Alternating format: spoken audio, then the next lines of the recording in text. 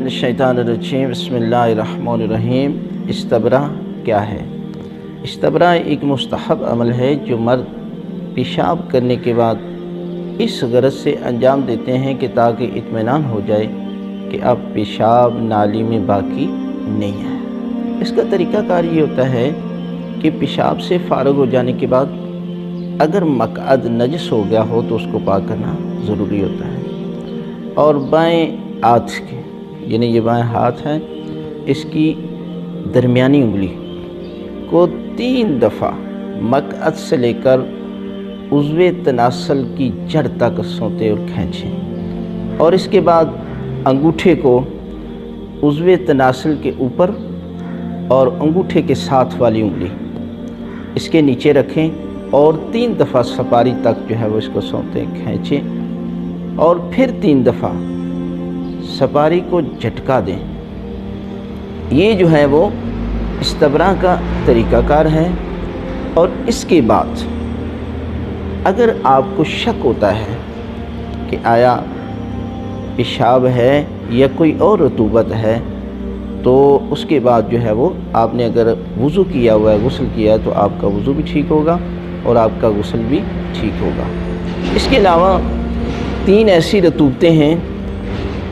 कि मसलन मियाँ बीवी खुशफेली करते हैं, उसके बाद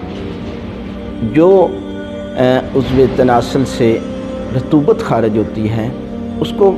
मज़ी कहा जाता है, और मनी के बाद जो रतूबत खारिज होती है उसको वज़ी कहा जाता है, और पेशाब के बाद एक ऐसी रतूबत खारिज होती है कि जिसको वदी कहा जाता है।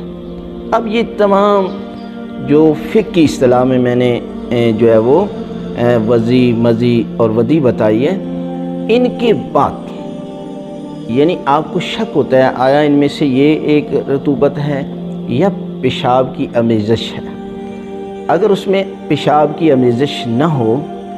तो फिर ये तीनों रतूबतें और जो आपने इस्तबरा किया हुआ है ये सारी की सारी जो है वो पाक हैं, और इसके बाद आपका वज़ू भी बातिल नहीं होता और गुस्ल भी बातिल नहीं होता। और औरत इस्तबरा नहीं कर सकती, लेकिन उससे शक होता है कि आया पेशाब है या कोई और रतूबत है, तो उसने वज़ू किया हुआ है या गुस्ल किया हुआ है तो उसका वज़ू भी ठीक होगा